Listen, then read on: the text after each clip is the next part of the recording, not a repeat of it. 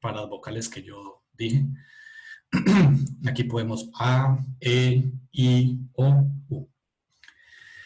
Resulta que para las vocales A, E, I, se nota, aunque es un tanto desordenado, ustedes pueden ver aquí los formantes como las líneas rojas más o menos continuas, se puede identificar un patrón. Yo, digamos, la forma como veo esto lo puedo cambiar acá donde dice Spectrogram Settings y le puedo decir, use un poco más de tiempo para calcular ese espectrograma. Entonces, esto aquí, por ejemplo, está usando 0.005 segundos, serían 5 milisegundos.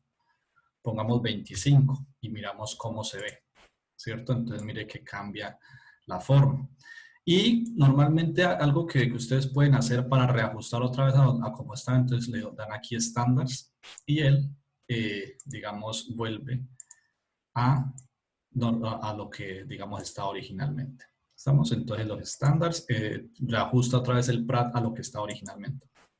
El hecho de aquí es que en la O y la U no se ve bien. Definitivamente estas dos vocales no quedaron bien grabadas y se puede notar que acá, por ejemplo, en la parte de abajo, la O y la U, que tienen formante 1 y formante 2 relativamente bajos, no se ven. Veamos la diferencia con unas vocales que sí fueron grabadas de forma adecuada. Entonces, acá observamos A, E, I, O y U. Y digamos, a ver, las pongo aquí. Lo que ustedes pueden observar aquí entre estos dos espectrogramas es, primero, pueden notar pues la A, definitivamente aquí se notan súper bien los tres primeros formantes, ¿cierto? La E, en el caso que yo grabé, se ve bien, ¿cierto? Los tres formantes y aquí pues también se pueden notar bien también. Y se notan también los dos primeros formantes, el tercer formante no se nota muy claro que digamos. Pero miren la diferencia con la O. Miren que en la O, en mi caso, en el que yo había grabado, solamente en esta zona se ve solamente un formante cuando deberían haber dos. Y miren que acá sí se notan los dos formantes.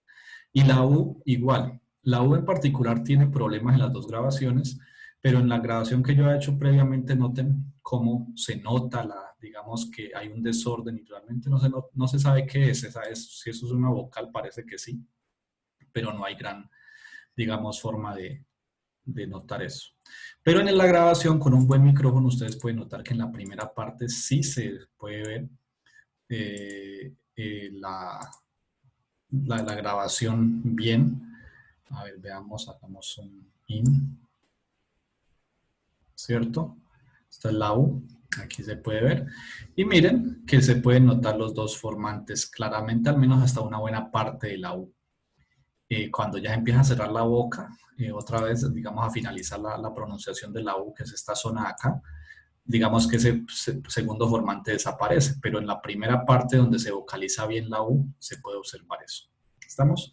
Entonces, esa es la importancia de tener buenos elementos de grabación. Esa es, digamos, donde ustedes pueden notar que si bien para unos casos yo puedo observar el fenómeno, no siempre va a ser posible.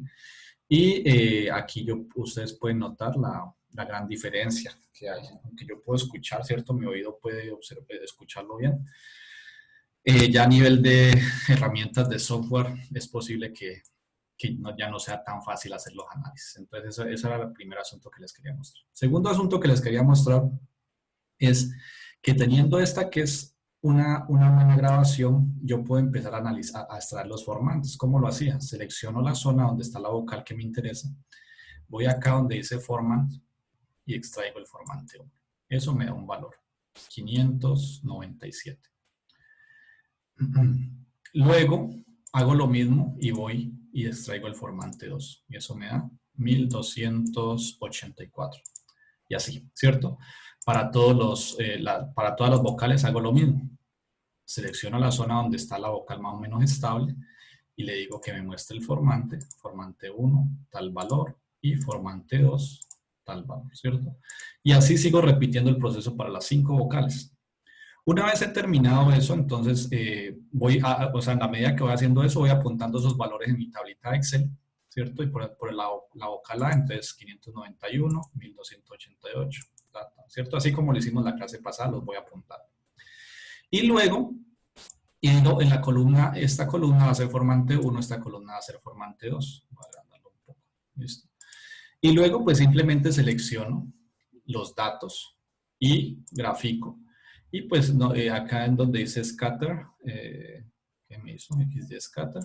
Y que lo muestre por puntos. Y ahí ustedes pueden ver.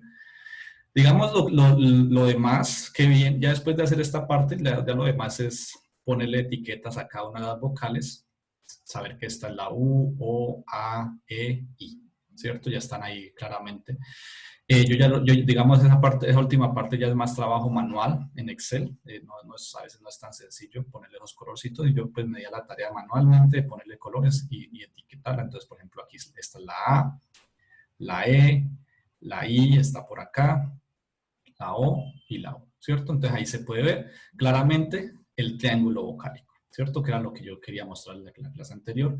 Y pues, o sea, se nota claramente la diferencia con lo que yo intenté hacer con un micrófono, que es muy malo, definitivamente, a como, digamos, quedaría con un buen micrófono.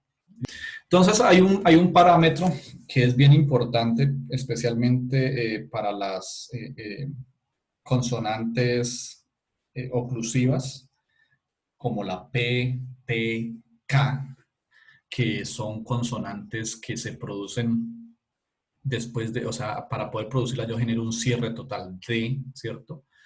Entonces, esas consonantes tienen un parámetro que es muy importante y que se utiliza muchísimo en muchos análisis acústicos, que se conoce como el tiempo de inicio de voz. En inglés se conoce como Voice Onset Time, o VOT.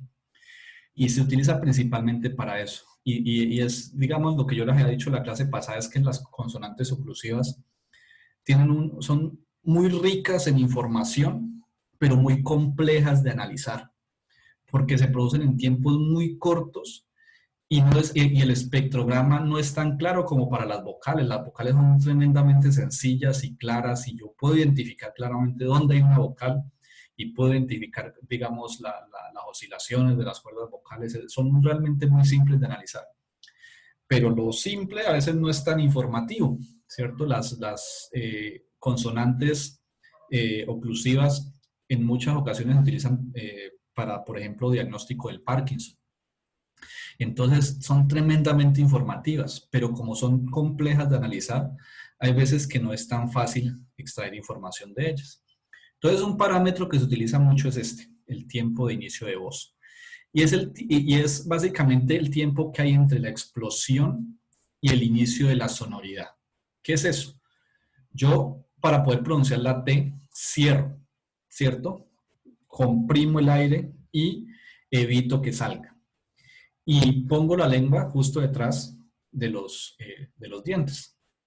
Entonces, para producir la T, ¿cierto? Y se produce una explosión cuando yo libero la lengua, ¿cierto? Cuando yo bajo la lengua se produce una explosión. El tiempo desde que se mide, desde que produce la explosión hasta que inicia la vibración de las cuerdas vocales, por ejemplo, para decir ta. Entonces, la A se genera produciendo vibración en las cuerdas vocales. Pero entonces ese tiempo desde donde se inicia la explosión hasta donde inicia la vibración de las cuerdas vocales se conoce como voice onset time o tiempo de inicio de voz. Y para algunas consonantes es bastante corto. Por ejemplo, aquí tenemos para la T, ¿cierto? Ustedes pueden ver, no sé si, no creo que nos alcance a ver las, las dos barritas verticales que hay aquí. Es muy corto.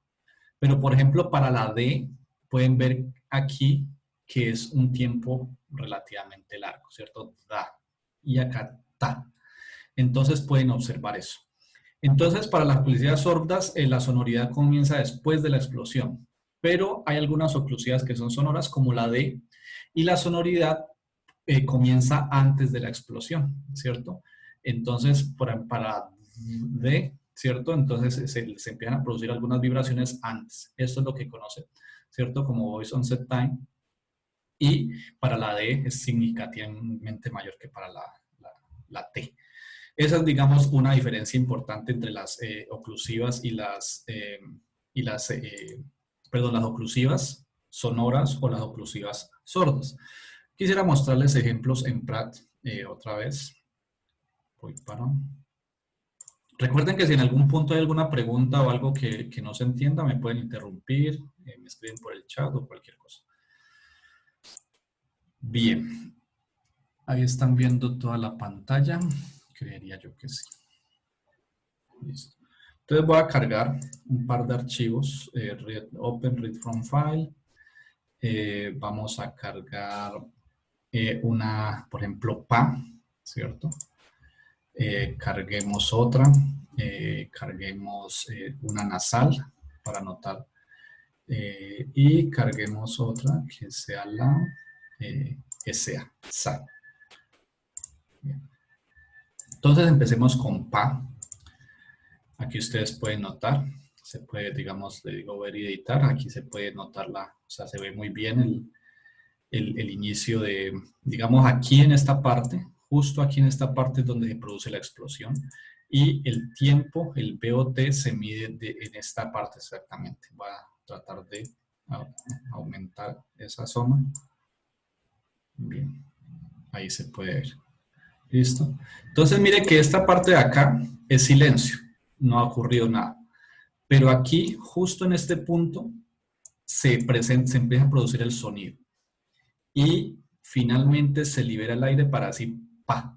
¿Listo? Y aquí en esta zona donde empieza la sonoridad, ¿cómo hago para darme cuenta que empezó la sonoridad?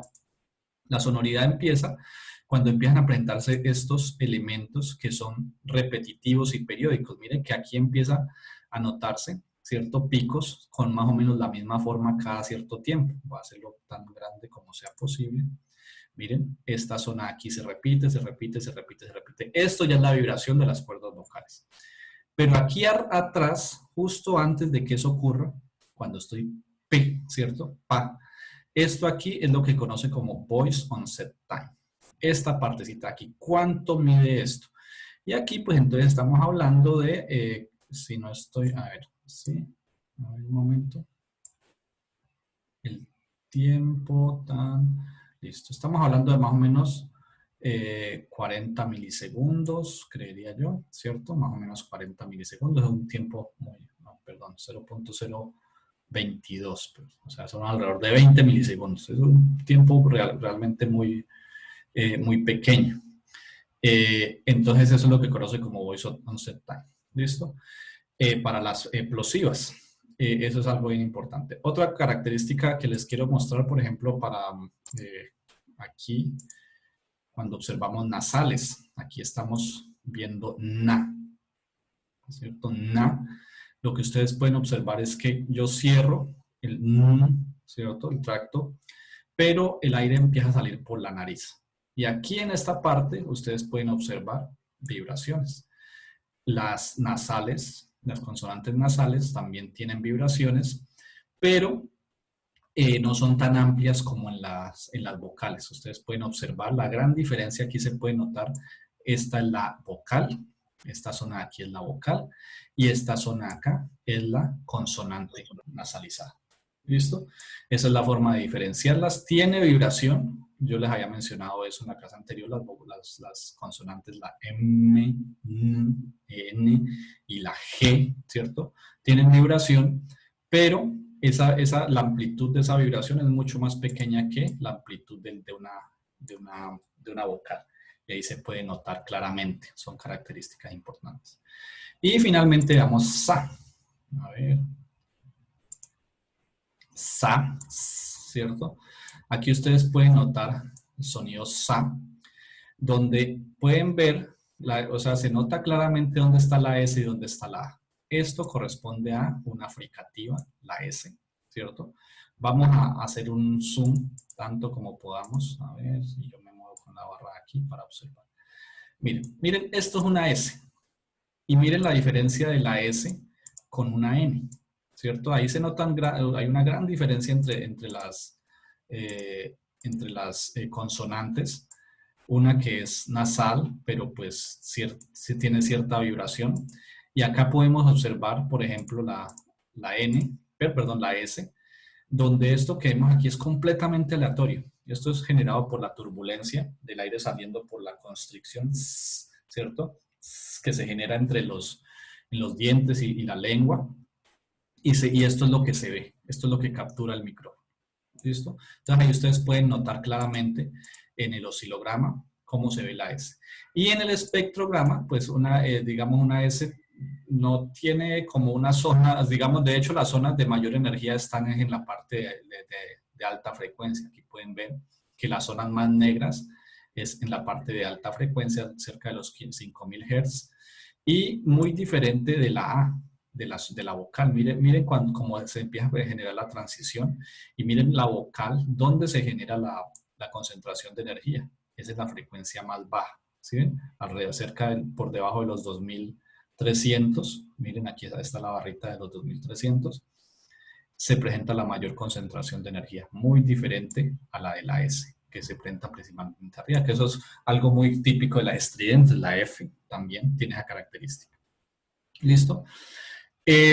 Recuerden, yo lo que puedo hacer, digamos, aquí comprar es muchísimo, ya les corresponde a ustedes seguir explorando, hay muchos tutoriales en línea, hay mucha documentación que les puede servir muchísimo. Yo debo reconocer que Pratt como tal no es una herramienta que sea amigable, pero es lo único que hay de completo como tal para lo que es análisis fonético de la lingüística, ¿cierto? O sea, los lingüistas que se dedican a la parte fonética usan este software. Bien, continuamos. Entonces ahí quedó lo que es Voice on Set Time. Vamos a hablar de un concepto adicional que es ruido. El ruido de pronto ya lo hemos mencionado en una clase por allá a principios de semestre. Y habíamos dicho que el ruido es como tal eh, algo que es aleatorio. Es muy parecido a lo que les mostraba ahorita de la S. Por eso se habla de ruido cuando estamos hablando de la S, ¿cierto? A ver, así es mejor. Listo. Entonces, cuando hablamos de la S, esa señal como se ve es ruido. Pero como tal, definir el ruido no es fácil definirlo, no se puede dar una definición precisa. Digamos, cuando yo hablo de ruido y hablo de sonido, estoy hablando de lo mismo, no hay una diferencia física entre los dos. Cuando hablo de ruido, eso es una señal sonora, cuando hablo de sonido, estoy hablando de una señal sonora. De los dos casos, estoy hablando de sonido. Pero, digamos, desde el punto de vista perceptual, ruido es cuando es una sensación molesta, algo que es indeseado, algo que es desagradable, que me podría generar daño, molestias o algún tipo de discapacidad. Eso vamos a asociarlo con ruido. ¿Listo? Entonces, ¿cuál es el origen del ruido? La contaminación, típicamente el ruido se asocia con contaminación acústica. ¿Y quién lo genera? Se ha incrementado muchísimo por la urbanización, el transporte motorizado, con el crecimiento económico, ha provocado cambios en todo el entorno sonoro, ¿cierto? Las construcciones, los aeropuertos, el ruido del tráfico, las discotecas, etcétera. Eso, digamos, es lo que se entiende como contaminación sonora o contaminación acústica. Y ese es el origen de lo que nosotros entendemos como ruido. El ruido como contaminante, digamos, tiene ciertas características bien importantes y que lo diferencian de otros contaminantes. En principio es un fenómeno espontáneo que puede darse en cualquier hora, actividad y lugar. O sea, en cualquier lugar podemos tener observaciones de ruido. Cuando digo observaciones, digamos, me refiero a que se podría medir, se podría usar un micrófono para medir. En un salón de clase, en un momento dado, se distraen ustedes y empiezan a charlar. Eso es ruido, ¿cierto? Eso es algo que en cierto punto es molesto y entonces, digamos, se genera de forma espontánea. Una cosa importante del ruido es que no genera desechos ni acumulaciones, pero los efectos sí pueden ser acumulativos para el sistema auditivo. Eso sí es bien importante. Digamos, no deja desechos ni acumulaciones en el entorno, pero sí en el sistema auditivo humano. ¿Cómo lo cuantificamos? Es complejo cuantificarlo, pero típicamente lo que usamos es lo que lo que yo les había hablado ya, intensidad sonora, que se mide en decibeles. Y para eso usamos un instrumento que se llama el sonómetro. Es un instrumento que me permite medir en los niveles de presión sonora en un punto determinado y ese sonido me lo presenta en decibeles. Eh, Como tal, es uno de los contaminantes que requiere menor energía para ser producido. Nosotros habíamos hablado de los niveles de energía del sonido y son niveles muy bajos. Habíamos estado hablando de el umbral de auditivo es 10 a la menos 12, un número muy pequeño en términos de energía. Entonces, se requiere muy poca energía realmente para generar contaminación auditiva.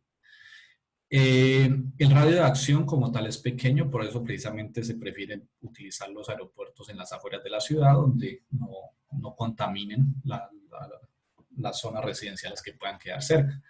El problema es cuando las zonas residenciales empiezan a expandirse y empiezan a abarcar la zona de los aeropuertos.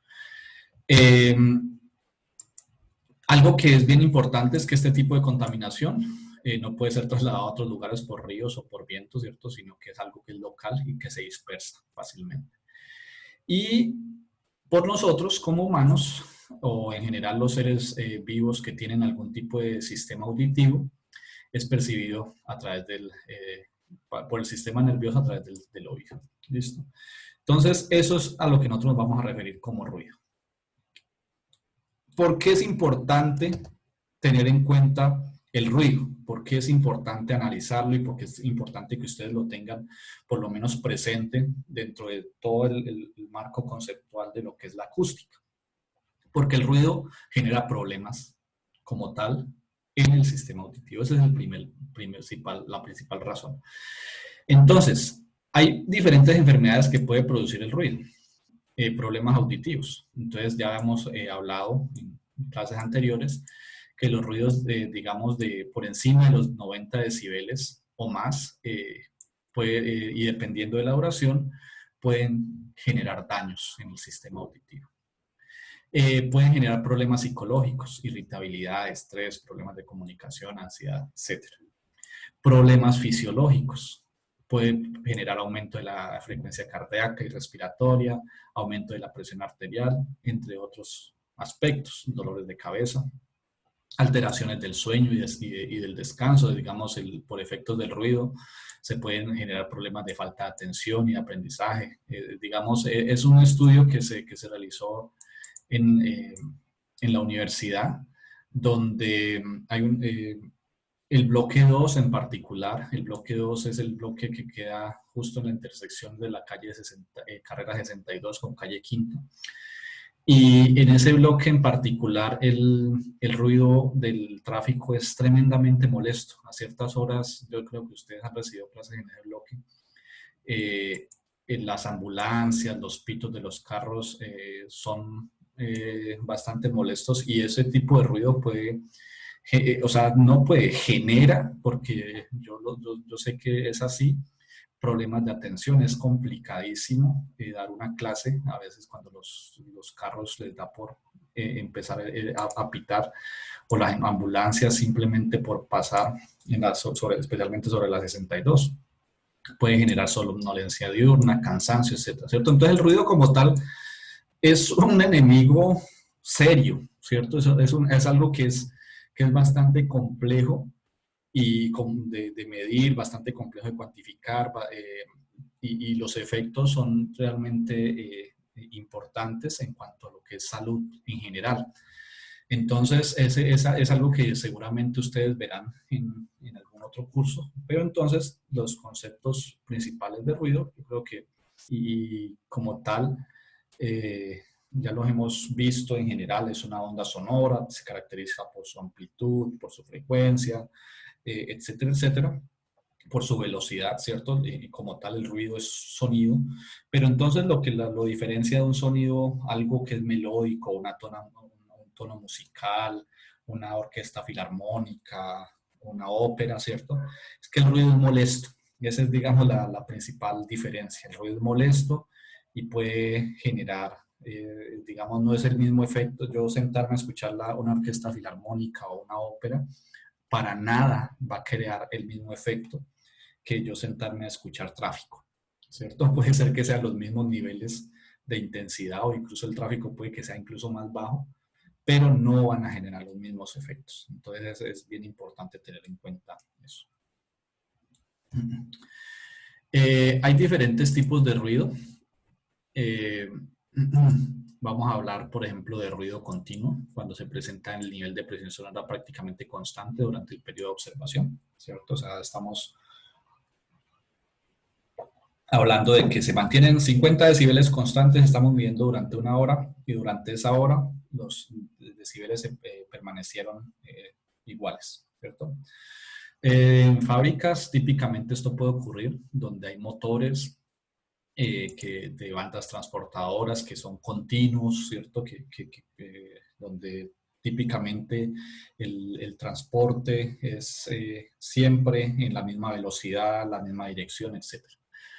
El ruido intermitente es cuando producen caídas bruscas hasta el nivel ambiental de forma intermitente, ¿cierto? O sea, que se prende y se apaga una máquina, por decir algo, ¿cierto? Son las situaciones típicas.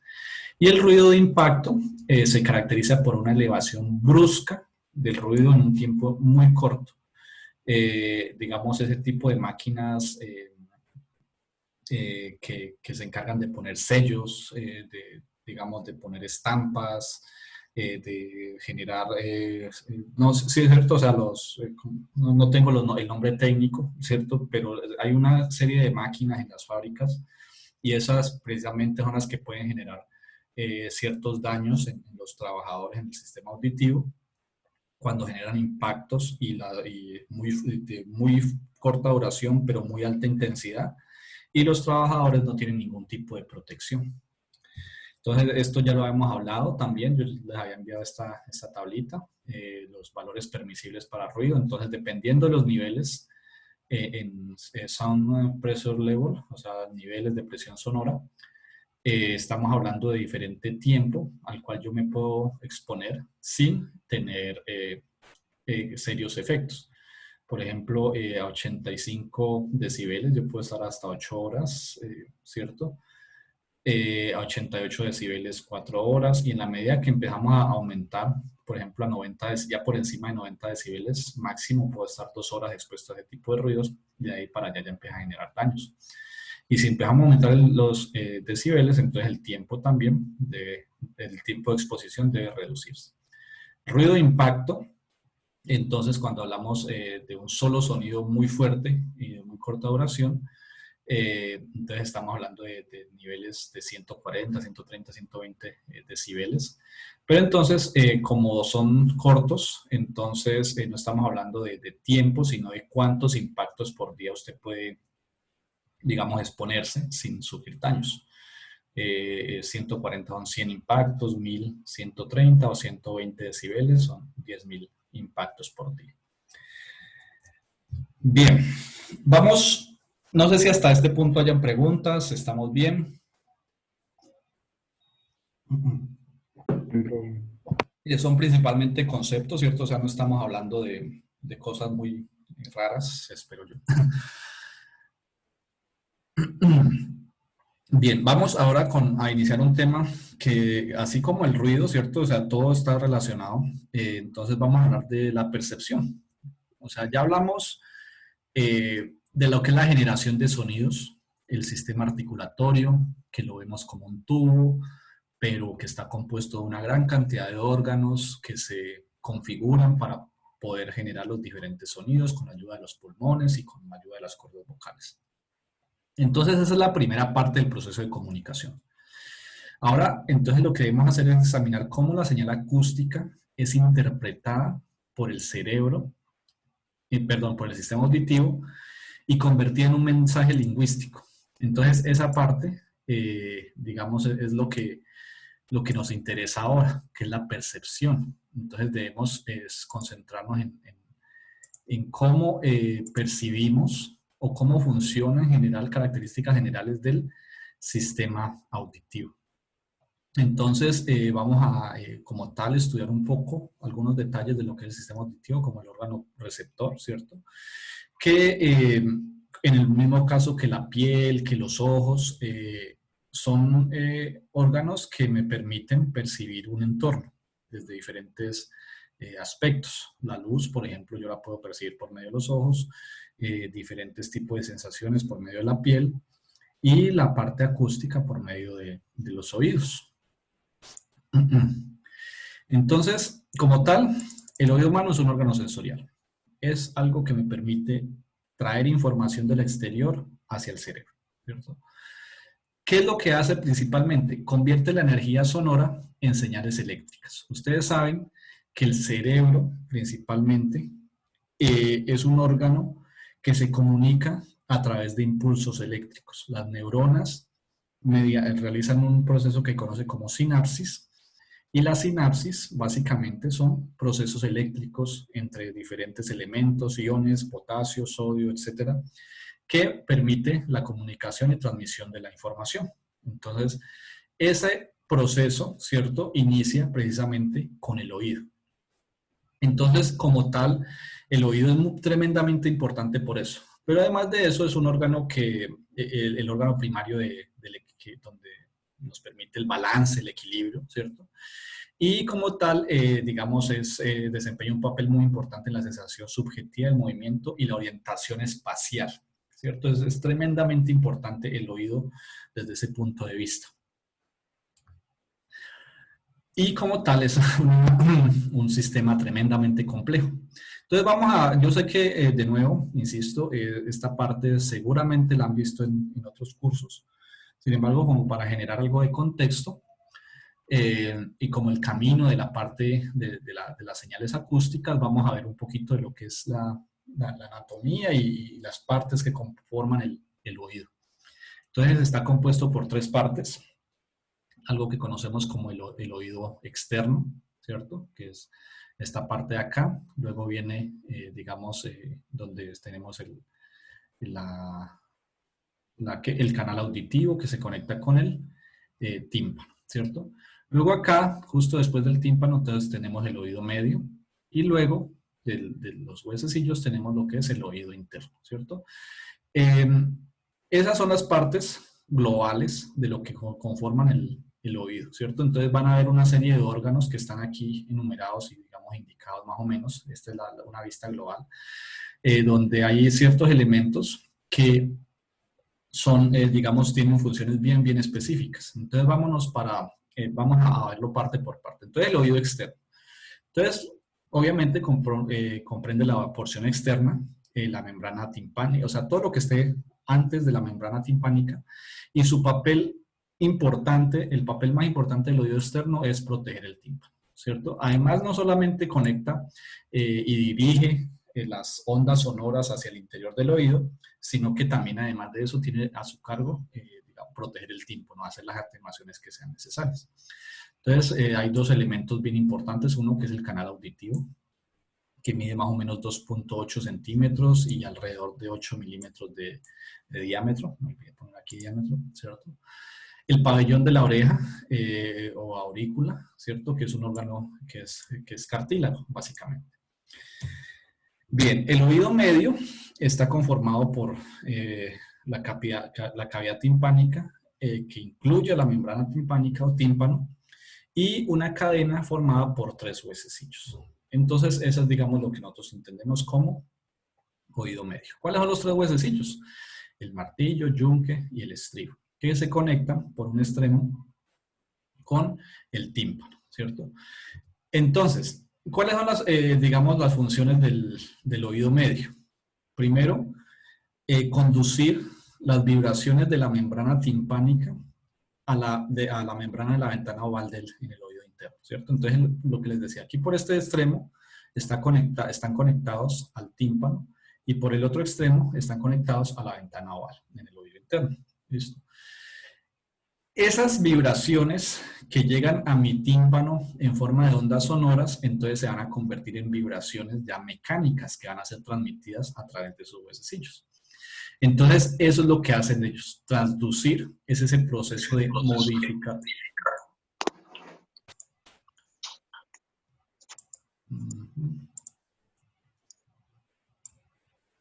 ¿Quién tiene el micrófono abierto?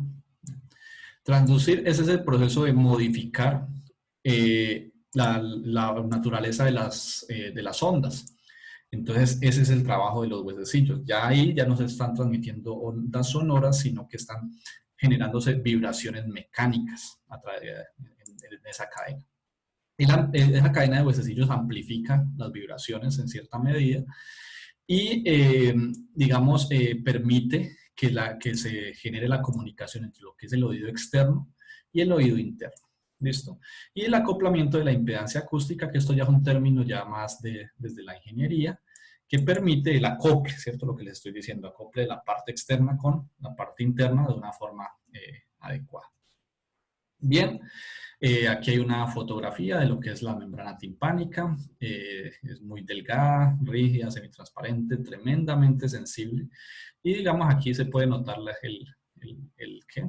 el empalme que hace con el martillo, ¿cierto? Aquí se puede notar. ¿Listo? Entonces, esa es como una fotografía de lo que es la membrana timpánica. Bien. Los huesecillos, pues son tres: martillo, yunque y estribo. El martillo, que está en contacto con el tímpano, y el estribo, que está en contacto con la ventana vestibular, o también conoce como ventana oval. ¿Listo? Están asociados con unos músculos también muy pequeños que tienen sus nombres: tensor tímpani,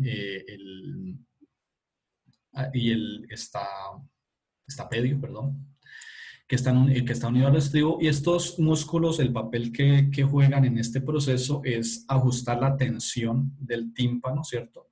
Dependiendo de los niveles de presión que nosotros percibimos, y así proteger el oído interno y pues llevar las vibraciones sonoras de forma adecuada y permitir el transporte, ¿cierto? Entonces, cuando hay sonidos de gran intensidad, nos permiten proteger el oído humano, generando diferentes formas de tensión, y así, ¿cierto? Permitiendo que los sonidos lleguen a la parte interna, pero de forma segura. Bien, vamos para el oído interno. El oído interno también se designa con el nombre de laberinto.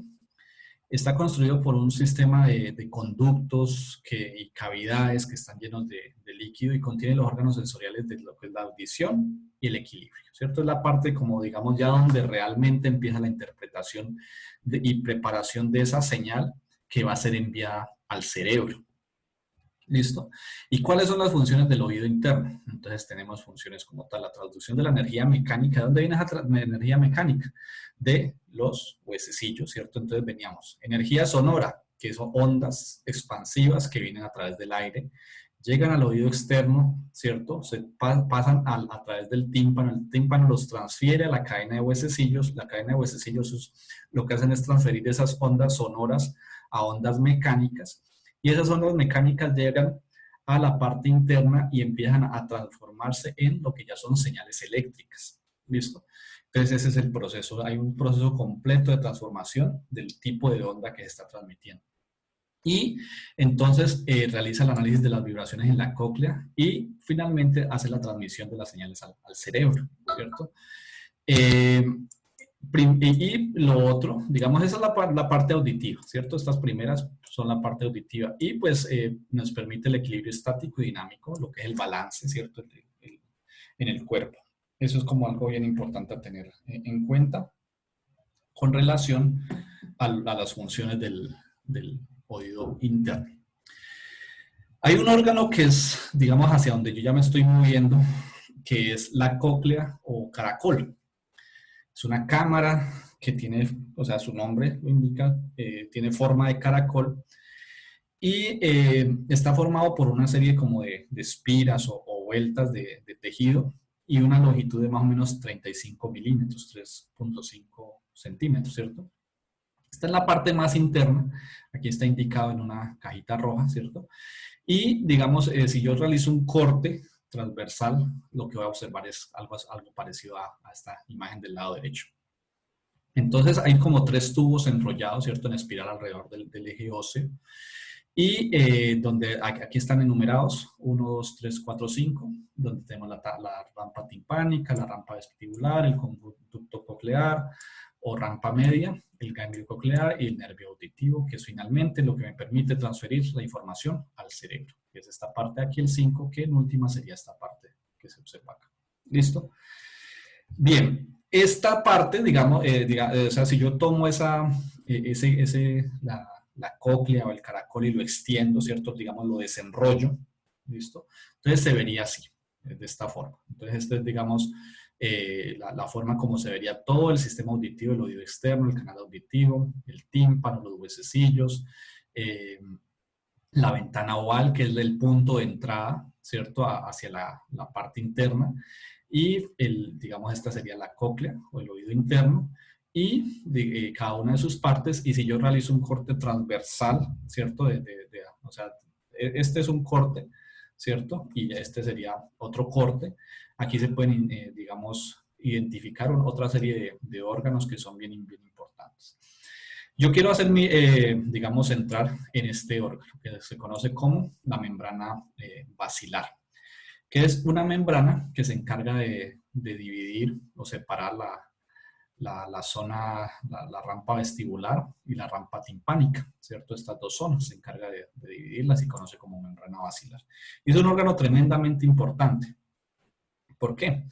Porque sobre la superficie se encuentra una estructura celular que se conoce como el órgano de Corti, que contiene las células con, digamos, sensibilidad electromecánica, que se conocen como las células basilares o pilosas, que en últimas son las que se encargan de percibir los sonidos, ¿cierto?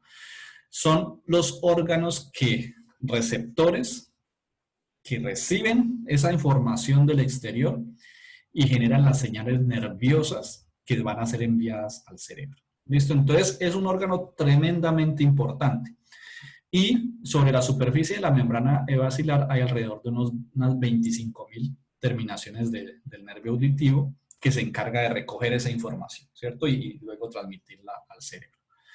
Bien, eso es como la parte fisiológica, ¿cierto? Y todo lo que corresponde al oído.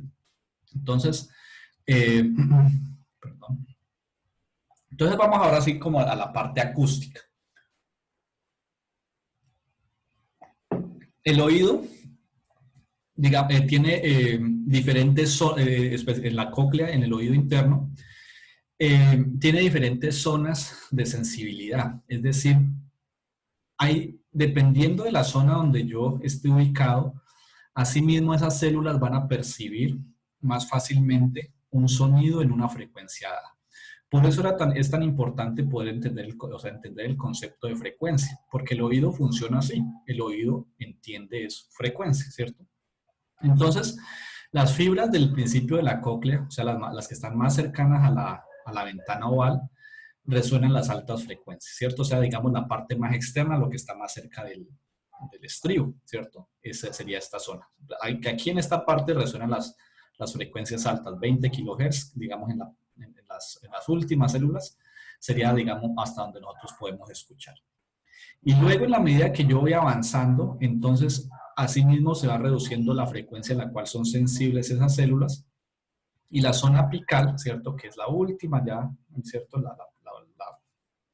La parte final, entonces resuenan las frecuencias más bajas, que corresponde a nuestro umbral inferior, que sería, digamos, 20 Hz, ¿cierto?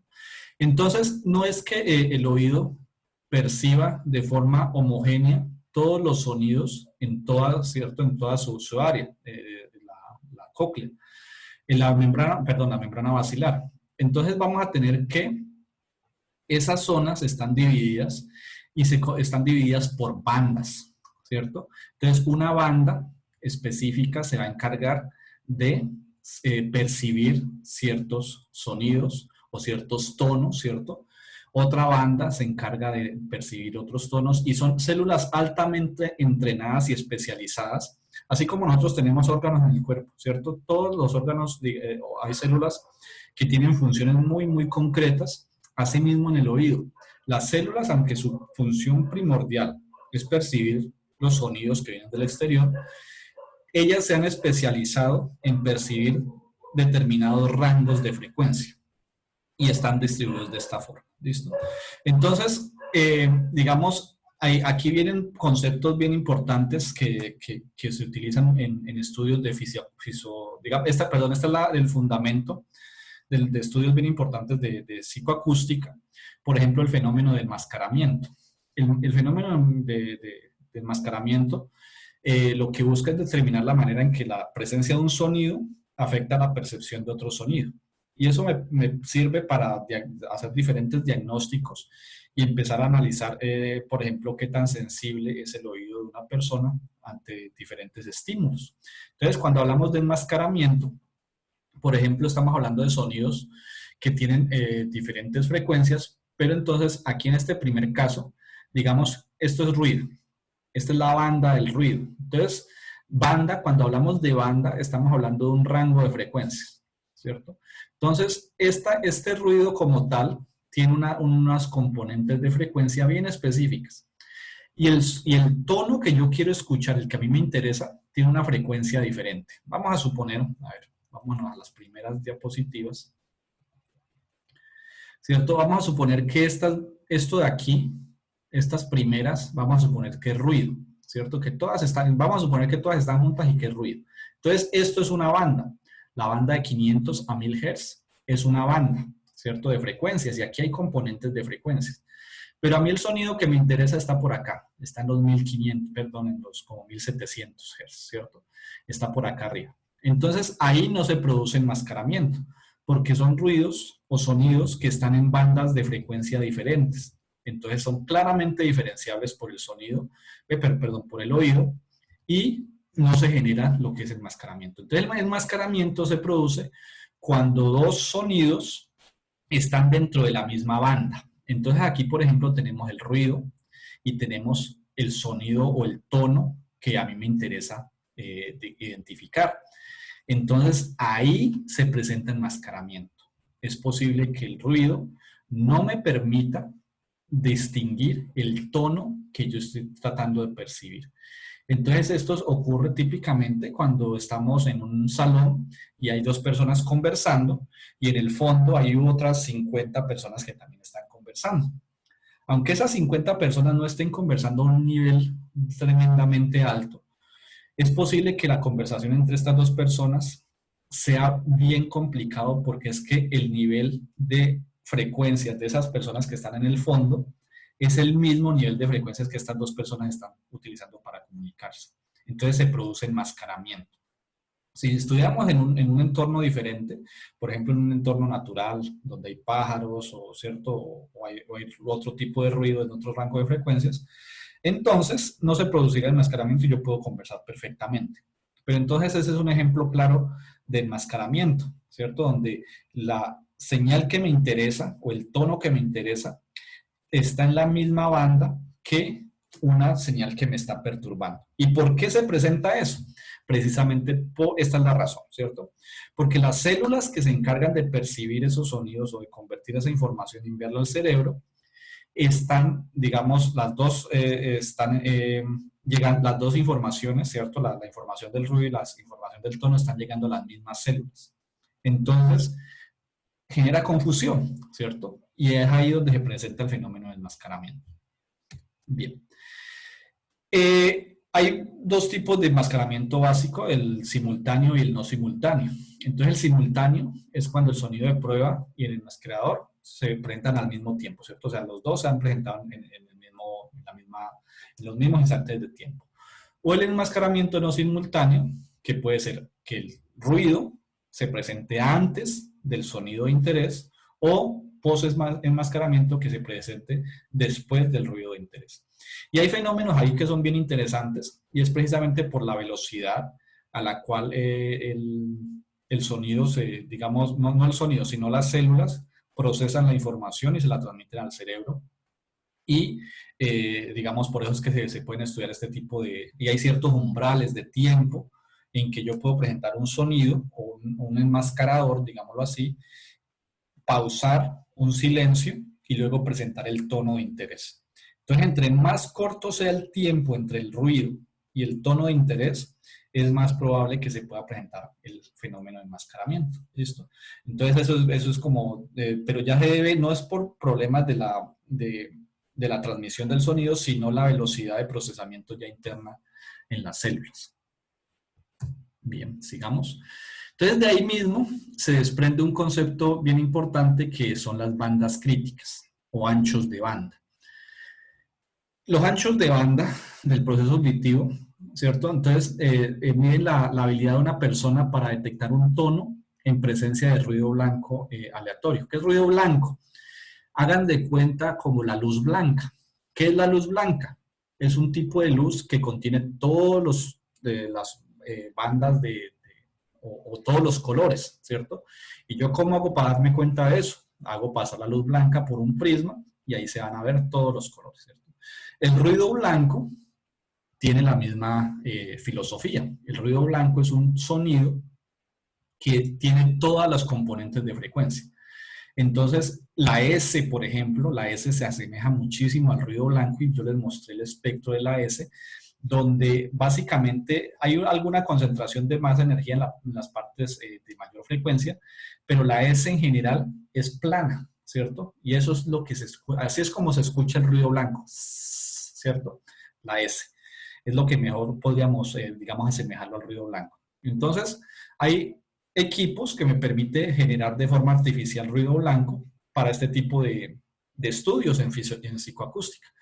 ¿Listo? Entonces, hay un concepto que conoce como la banda crítica y es la mínima banda de frecuencias alrededor de una frecuencia determinada que activan la misma zona de la membrana basilar, ¿cierto? Entonces, eso es lo que nosotros entendemos como banda crítica. Son zonas que se pueden identificar en la membrana basilar, ¿cierto? Entonces, ¿qué es lo que estoy haciendo? Estoy tratando de dividir esta parte, ¿cierto? Esta es la cóclea y pues asociada a ella está la membrana basilar. Lo que estoy tratando es dividirla por bandas, por zonas, ¿cierto? Y lo que nosotros entendemos como banda crítica, ¿cierto? Es esas zonas, ¿cierto? O la banda mínima alrededor de una frecuencia que activa la misma zona, ¿cierto? O sea, cuando yo estoy como empiezo a aplicar estímulos y empiezo a percibir que esos estímulos se perciben como iguales, ¿cierto? Entonces estoy dentro de la banda crítica. Y cuando yo empiezo a notar diferencias, ya me he salido de la banda crítica, ¿cierto? Ya estoy en una banda diferente. Entonces, esos estudios ya se han realizado y se han logrado identificar esas bandas. Entonces, precisamente de ahí es de donde sale esta gráfica, ¿cierto? Como que ya se ha logrado identificar cuáles son las células que, digamos, generan algún tipo de activación cuando se presentan ciertos tipos de estímulos. Estos estudios se han realizado creo que con gatos, no se han hecho, hasta donde yo tengo entendido, no se han hecho con humanos, porque el sistema auditivo del gato creo que es, en general, la estructura es muy similar al sistema auditivo humano. Bien, entonces, digamos, ¿cuál es el papel importante de la membrana basilar? Y aquí es donde se conecta con lo que vimos al principio, ¿cierto? Separa las componentes de frecuencia de los sonidos complejos, ¿cierto? ¿Qué es eso? ¿A qué me suena eso? A Fourier, ¿cierto? Entonces, la membrana basilar básicamente aplica un análisis de Fourier, descompone los sonidos, ¿cierto? Entonces, ¿por qué se presenta eso? Porque cada grupo de nervios se excita más fuertemente por un conjunto de frecuencias particulares que por otras, ¿cierto? Entonces yo, por ejemplo, aplico frecuencias bajas, 200, 300 Hz, entonces voy a estar estimulando solamente cierto grupo de nervios y esas son las células que van a activarse. Luego yo empiezo a subir la frecuencia, 2000, 5000, etcétera, etcétera. Entonces voy a empezar a estimular otro grupo de nervios. Eso es, digamos, el papel de la membrana basilar. Descomponer los sonidos complejos en zonas o bandas específicas y activar esas zonas para enviárselas al cerebro. Y ya el cerebro hace su trabajo de procesamiento para interpretar esos sonidos. Es posible que los vuelva a juntar y los sume de nuevo, ¿cierto? Pero la membrana basilar básicamente hace lo que es el proceso de análisis de Fourier. ¿Listo? Entonces es digamos, la explicación como tal. No es muy cierto, ¿cierto? Por lo que les decía, experimentos con humanos tocaría destruir completamente una cóclea y empezar a hacer esos tipos de análisis. Entonces, no es muy cierto, pero ese es, digamos, el fundamento sobre el cual se han trabajado muchísimas ramas de la ciencia, ¿cierto? Y Esa es, digamos, la explicación fisiológica que es aceptada hasta hoy, que, digamos, la membrana basilar lo que hace es hacer una descomposición de Fourier.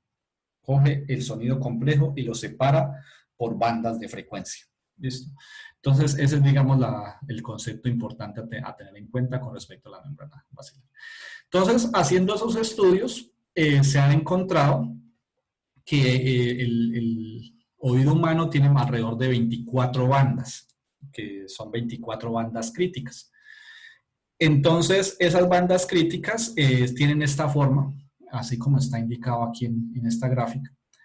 Esas bandas críticas tienen un punto central, que es, digamos, la frecuencia, donde es más sensible esas bandas. Y, por ejemplo, este es el caso para la banda crítica que está ubicada más o menos en 1000 Hz, ¿cierto? 1 kHz. Aquí 1000 Hz, 1200, 1400, ¿listo? Entonces, esas bandas críticas tienen un ancho. Nosotros medimos el ancho, ¿cierto? De esa banda. Y luego sigue otra banda. Entonces, el oído como tal es como transponer una cantidad de estas banditas, ¿cierto? Pero en diferentes valores de frecuencia. Entonces, aquí están, por ejemplo, cuál es el valor de, digamos, la frecuencia central. Por ejemplo, la primera banda crítica está alrededor de los 50 Hz y va más o menos desde los, ¿cierto? O sea, la frecuencia de corte inferior depende, por supuesto, de la sensibilidad del oído humano, de cada persona, por eso no están indicadas aquí, y más o menos llega hasta los 100 Hz, más o menos, ¿cierto? La segunda banda crítica tiene su centro, ¿cierto? O sea, su pico, este pico, en alrededor 150, e iría desde, más o menos desde los 100 hasta los 200, ¿cierto? O sea, el punto máximo serían 150, por un límite bajo serían 100, por el límite de arriba serían 200, ¿cierto? En total, entonces es lo que tenemos. Entonces, en esta tabla se indican esos parámetros. Primero, pues el punto central, que es este punto donde se ubica el pico. La banda, es decir, cuál es el ancho de esa banda específica, es decir, cuál es en esta zona de aquí, cuál es el ancho del cual estamos hablando.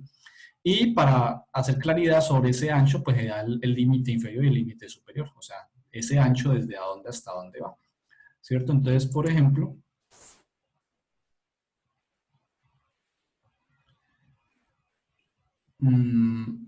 a ver, voy a hacer un dibujito aquí.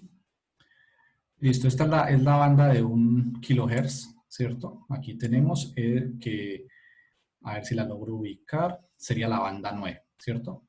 Es esta. El dibujo que estamos viendo ahí es el dibujo de la banda 9. Y lo que me dice es que esa banda tiene un ancho de 160, que va aproximadamente desde 920 hasta 1080, ¿cierto? Aquí lo tenemos. Entonces 920 viene a ser más o menos por aquí, ¿cierto? Hasta 1080, más o menos por acá, ¿cierto? Entonces esto de aquí a aquí, digamos, esa medida que observamos ahí, es lo que nosotros entendemos como el ancho de banda. Este pedacito de aquí, ¿cierto?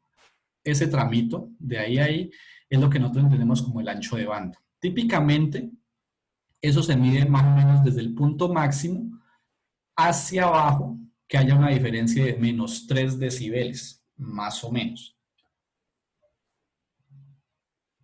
Entonces, desde la ingeniería es como nosotros lo tomamos, ¿cierto? Que el ancho de banda sea más o menos de la medida desde el punto máximo hacia abajo, donde empezamos hasta donde llegamos a los menos 3 decibeles. Miren, más o menos aquí estamos cercanos, ¿cierto? Más o menos menos 3 decibeles.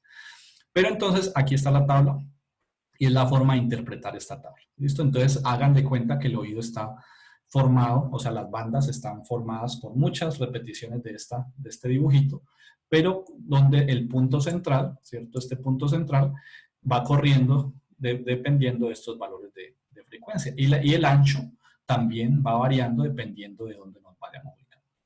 Algo a notar muy importante aquí son dos cosas. Primer aspecto importante a notar. El oído en general es tremendamente sensible y las bandas están muy, muy cercanas entre más baja sea la frecuencia. Mire, 50, 150, 250, 350, ¿cierto? 570. Y en la medida en que vamos aumentando, miren que las bandas se van haciendo cada vez más separadas. 840, 1000, 1170, etcétera, ¿cierto? Y vamos aumentando, 2000. Miren que más o menos hasta los 2000, ¿cierto? 2500 más o menos, hay una separación que es casi que cada banda es el doble de la siguiente, ¿cierto? Miren que, o sea, más o menos, o sea, digamos, el ancho en general se va presentando eso. Pero de ahí en adelante se presenta que las bandas son cada vez más anchas, ¿cierto? Perdón, hasta más o menos 2000, ¿cierto? O sea, hasta los 1100 algo, 1170, las bandas están por debajo de 200 Hz, pero de ahí en adelante mire que las bandas empiezan a ser cada vez más anchas y más anchas y más anchas esas bandas, ¿listo? ¿Qué quiere decir eso? Lo que quiere decir es que el oído es muy sensible y nos permite diferenciar. Por ejemplo, yo puedo diferenciar un sonido de 150 Hz, lo puedo diferenciar perfectamente de un sonido de 250 Hz, ¿cierto? O sea, yo esa diferencia la puedo hacer. ¿Por qué? Porque están ubicados en dos bandas diferentes, ¿cierto? O sea, si a mí me tocan un tono de 150, yo lo identifico, y si me ponen un tono de 250, también lo identifico, y los identifico como diferentes. ¿Por qué los identifico como diferentes?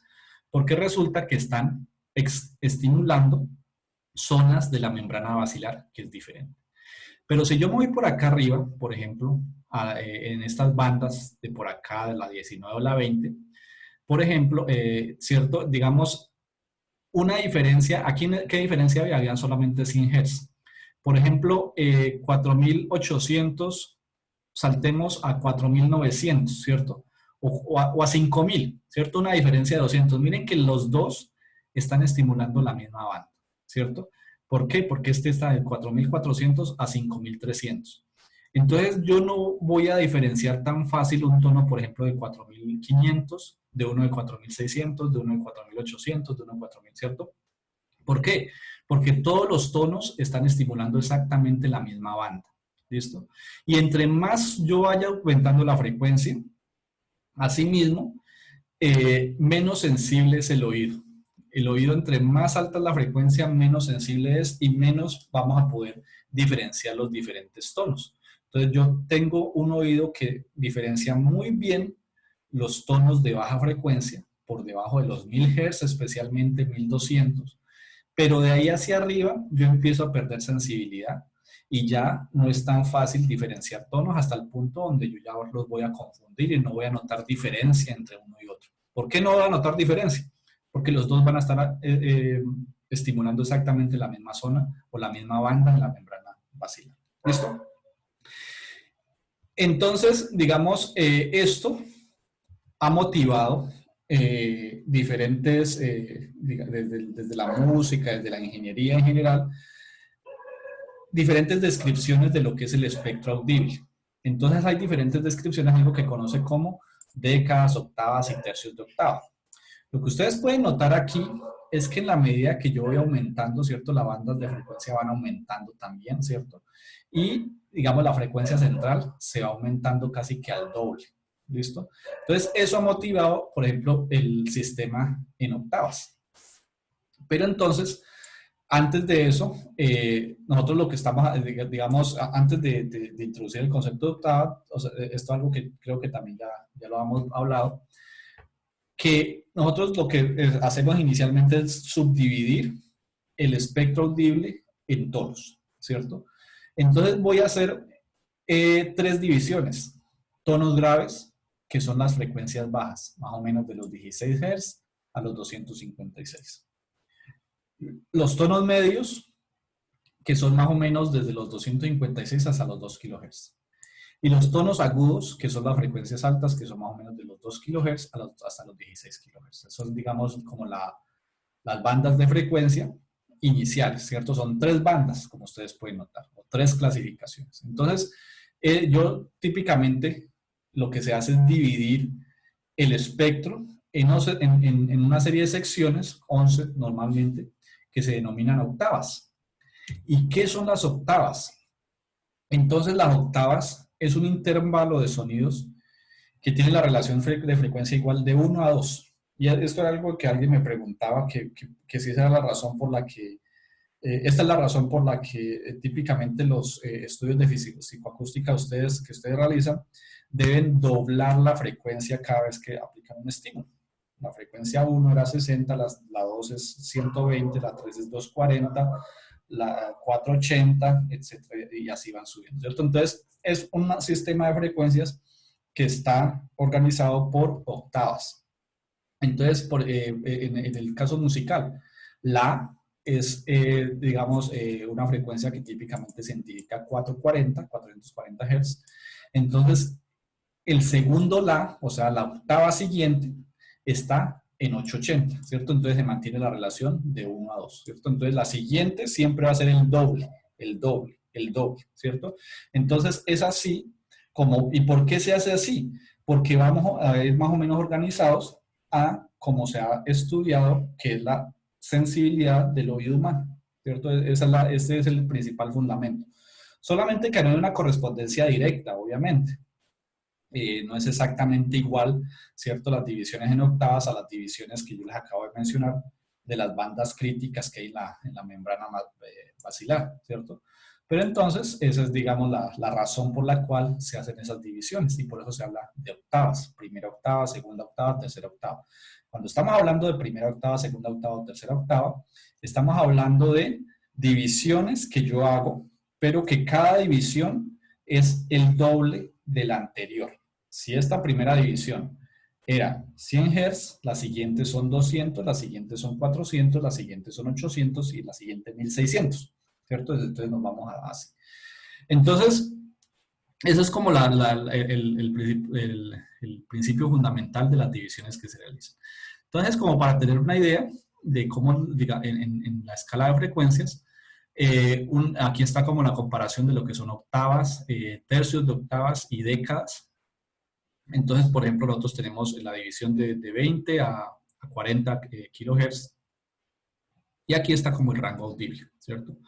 Entonces, una octava, por ejemplo, un tercio de octava es una tercera parte de esta de acá y una década es cuando estamos hablando de que el rango inferior es, el rango superior es 10 veces mayor que el rango inferior, ¿cierto? Entonces, esto, cuando estamos hablando de décadas, octavas o tercios de octava, estamos hablando de rangos de frecuencia. Entonces, aquí va a ser, por ejemplo, en este caso, el límite inferior son 8000 y si doblamos ese límite inferior, ¿hasta dónde llegaríamos? Hasta 16000. Entonces, el límite inferior es 8000, el límite superior es 16000. Y esta sería, por ejemplo, la última octava, ¿cierto? Hasta ahí llegan las octavas.